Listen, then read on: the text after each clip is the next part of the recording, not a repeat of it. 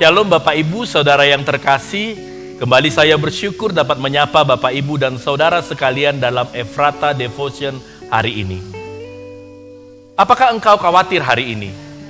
Mengapa engkau khawatir? Bapak Ibu, Saudara yang terkasih, pertanyaan ini menjadi klise bagi kita. Pertanyaan yang sepertinya tidak perlu ditanyakan lagi.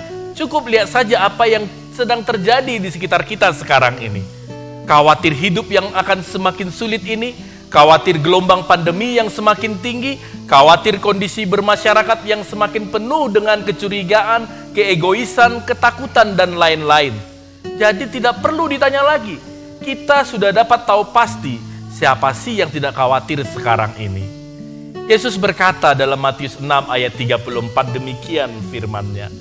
Sebab itu janganlah kamu khawatir akan hari besok, karena hari besok mempunyai kesusahannya sendiri.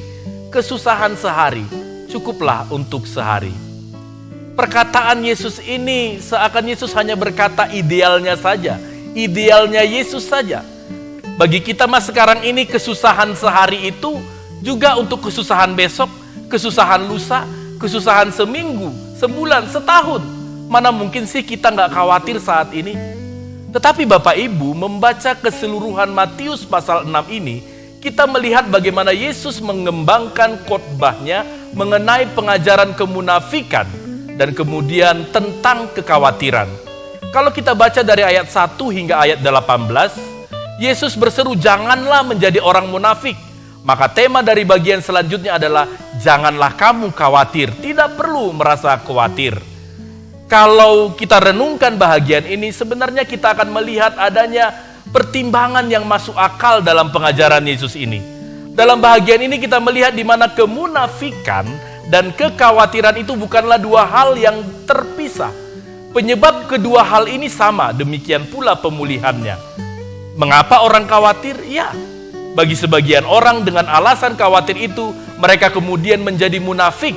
Yaitu karena mereka lebih memusatkan perhatian kepada diri sendiri daripada kepada Allah. Kalau bagi orang munafik, tujuannya adalah perhatian dari orang lain, sedangkan bagi orang khawatir, kepentingannya adalah pemenuhan kebutuhan pribadi. Dan kedua orang ini, yang munafik dan yang khawatir, sama-sama tidak memahami akan anugerah Allah. Kemudian bicara mengenai pemulihannya. Yang munafik dan khawatir ini memperoleh pemulihannya melalui pemahaman bahwa Bapa kita mengetahui, melihat, dan memahami kehidupan kita. Ia memperhatikan serta menerima kita ketika kita ada di dalam Yesus Kristus. Ia ingin memperbaharui kita.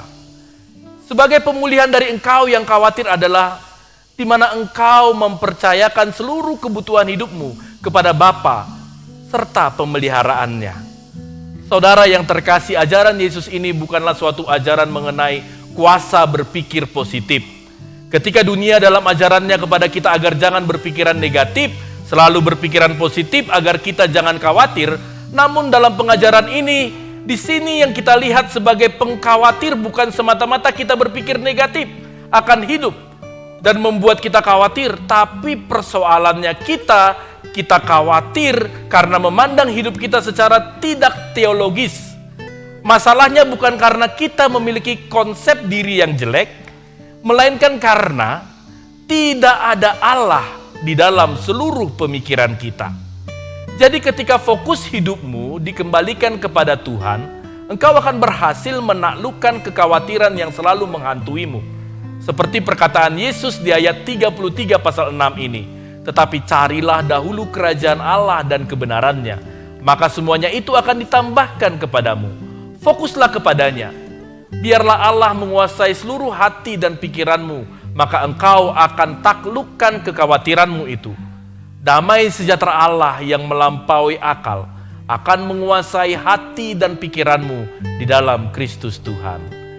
Amin. Kita berdoa. Terima kasih ya Tuhan buat kebaikan-Mu, penyertaan-Mu yang nyata kepada kami. Hari ini dalam kehidupan kami yang penuh dengan ketidakpastian, situasi sekitar kami yang penuh hal yang menekan kami takut, khawatir, dan cemas. Tetapi mampukan kami ya Bapa untuk memahami pemeliharaan Tuhan, penyertaan Tuhan. Tuhan tidak pernah meninggalkan kami, yang membuat kami dapat mengalahkan kekhawatiran kami. Mampukan kami mencari Engkau dan kebenaran-Mu, yang membuat kami dapat hidup benar dan tidak khawatir. Terima kasih ya Tuhan buat segala kasih dan kebaikan-Mu. Hari ini kami mau berjalan di dalam Tuhan, di dalam kasih-Mu, dalam kebenaran-Mu, dan Tuhan akan menguatkan langkah kami.